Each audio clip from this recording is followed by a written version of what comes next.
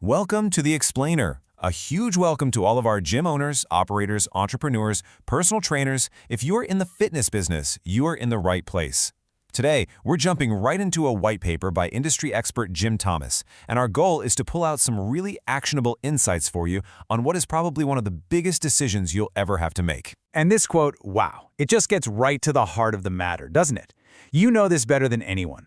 Owning a gym isn't just about the numbers on a spreadsheet, it's an emotional journey. You've poured your blood, sweat, and tears into it, building a community. But, and this is the crucial part, that emotional connection can be your biggest strength, but it can also be your biggest blind spot. All right, so here's our game plan for today. We're going to start by breaking down what jthomas calls the ownership trap. Then, we'll get into the warning signs, those subtle signals of a slow decline. After that, we'll shift gears into the solutions, using data to see the future, the power of selling from a strong position, and we'll wrap it all up with a proactive checklist you can actually use. Okay, so let's tackle this first big idea, the ownership trap. So, what is it?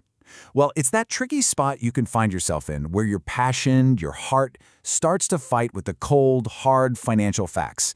It's that feeling that you've just got to push through, even when the numbers are screaming a completely different story at you. And here's what that trap looks like in the real world. On the one hand, your heart says, things will bounce back, just hang in there. You might even start putting your own personal money in to cover the gaps. It feels like selling would be giving up, like failure. But the reality of business is different.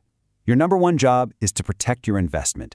And a strategic exit, that isn't failure. It's a smart, calculated move to protect your future. So, how do you keep from getting caught in that trap? It all starts with learning to spot the signals of decline. You see, the real danger here is that a gym business rarely just implodes overnight. It's usually more like a slow leak, a quiet slide. And if you're not actively looking for the signs, you can miss them until the damage is already done. And this, right here, is the single most expensive mistake the white paper highlights. So many owners just wait too long. They hold on, hoping and wishing for a turnaround that isn't coming, and by the time they're finally forced to sell, the business is worth just a tiny fraction of what it could have been. It's heartbreaking. So what exactly should you be looking for? Let's get specific. These are the red flags you cannot ignore. Is it getting more and more expensive to get a new member in the door? Is your cash flow consistently in the red? Are your best team members starting to leave? Just be honest with yourself for a second.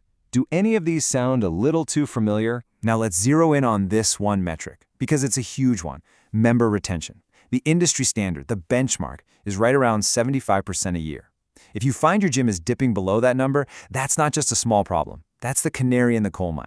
It is a massive red flag telling you that something fundamental is wrong. Okay, so we know the red flags to watch for. Now, how do we get out ahead of them? The answer, in a word, is data. The big idea here is to stop just looking in the rearview mirror at your finances and start using data to look forward, to see problems coming before they actually hit. I mean, think about it. Your monthly profit and loss statement, that's a history report. It tells you what already happened.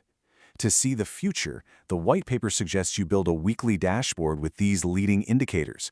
Things like your lead flow, your conversion rates, even member attendance patterns. These are your early warning system. They buy you time. Time to either fix what's broken or to plan an exit while your gym is still valuable. And all this leads us to a powerful, even if it's a bit of a counterintuitive concept. The absolute best time to think about selling your gym isn't when things are bad. It's when things are great. It's when you're in a position of strength. That's how you protect and preserve all the value you've worked so incredibly hard to build. This case study from the source just makes it so clear. You've got Gym A, they sold early, while they were near capacity with steady revenue. The result? They sold fast and for a premium price. Then you have Gym B. They waited, membership dropped, debt piled up, and in the end, no buyers. They had to liquidate. The difference couldn't be more stark. It really shows you how high the stakes are. You see, when you sell from a position of strength, it creates this incredible positive feedback loop. A healthy business naturally gets a higher valuation. That in turn gives you a much stronger position when you're negotiating. And that leads to better terms and a smoother transition for you, your staff, and your members. Every single piece builds on the next. So this all sounds great in theory, but how do you actually do it? Let's get down to the brass tacks. This is the actionable part. your proactive exit checklist, pulled straight from the white paper to help you get prepared. If there's one big takeaway here, it's this. Start treating your gym like a sellable asset from day one. That means your numbers have to be clean and up to date. It means getting a real professional valuation so you know what you're actually working with. And this is so important, documenting your systems. A buyer is buying a business, not a job. And that leads to number 4, maybe the most critical of all, making sure the gym doesn't need you there every single second to run. A business that runs without its owner is a much, much more valuable business. And that really brings us to the final big question that this whole explainer is built around. A question to really sit with. Are you building a business, an asset that can operate, grow, and eventually be sold for a profit, or have you just built yourself a really, really demanding job? The answer to that question changes everything. Look, selling a gym is a massive decision.